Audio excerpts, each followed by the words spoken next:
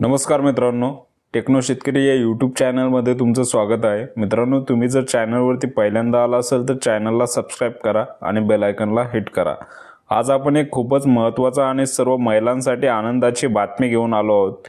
ही माहिती मुख्यमंत्री माझी लाडकी बहीण योजनेबद्दल आहे।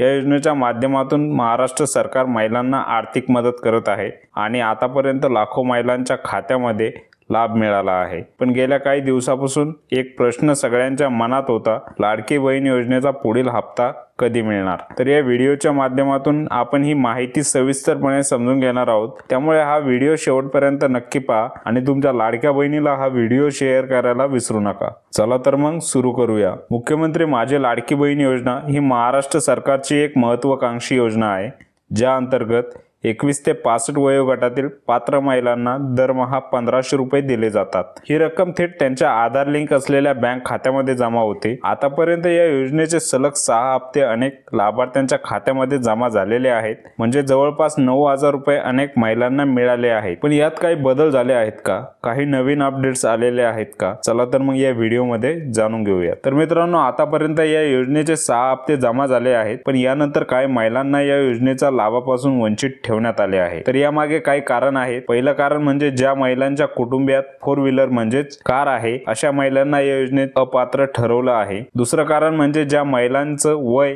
65 पेक्षा जास्त आहे, त्यांनाही या योजनेतून बाद करण्यात आलं आहे। म्हणजे या 2 कारणामुळे अनेक महिलांचे नावे लाभार्थ्याच्या यादीतून काढून टाकण्यात आले आहे। आता तुम्हाला प्रश्न पडला असेल की हे सगळं ठरवलं कसं? तर मित्रांनो, मार्च 2025 मध्ये या योजनेच्या लाभार्थ्याची एक कायदेशीर फेर तपासणी करण्यात आली होती।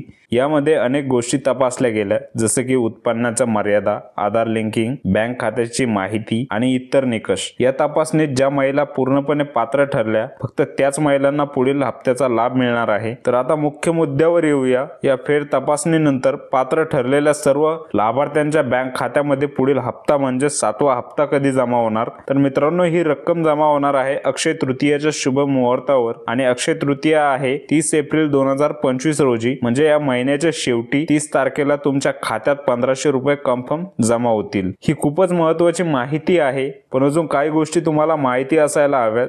जर तुम्हाला वाटत असेल की तुमचं नाव पात्र लाभार्थ्याच्या यादीत आहे की नाही, तर तुम्ही ते कसं चेक करू शकता?